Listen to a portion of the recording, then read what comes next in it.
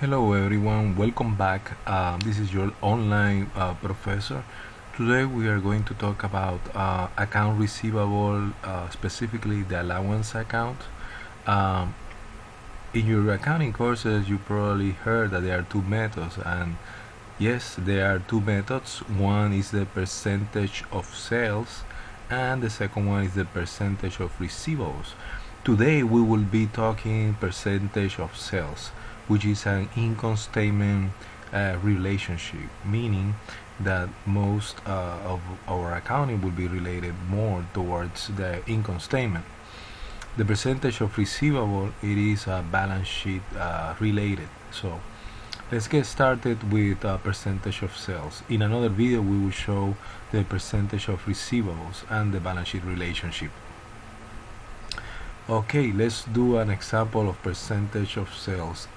Management estimates based on experience, based on past history. Management will try to work with the credit sales history. So that will be the key factor here. So let's do this example. Let's say, for example, that this is very important. You have to apply to the net credit sales. So let's do the example now. The credit sales will be net out of the sales allowance and sales returns. So we want to make sure that we got the net credit sales.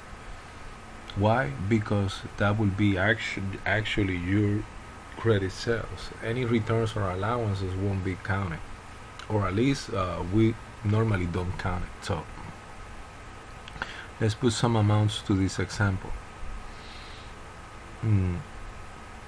Credit sales could be, let's say for example, $100,000.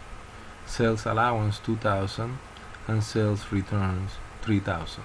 So our net credit sale will be the credit sale less the sale allowance and less sales returns. So we have a 95,000 net credit sales.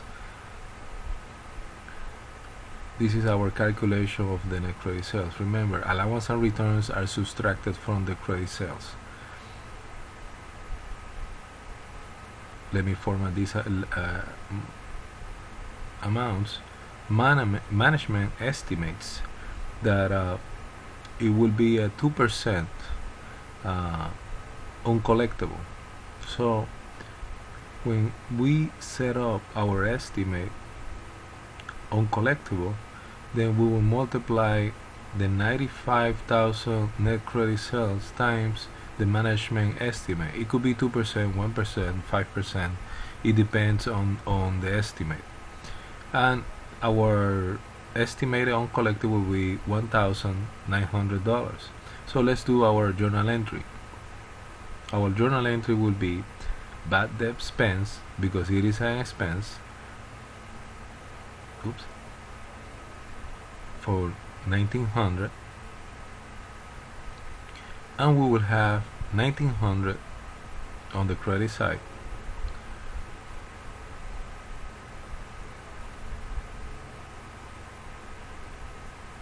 For the allowance for uncollectibles, or allowance for doubtful accounts.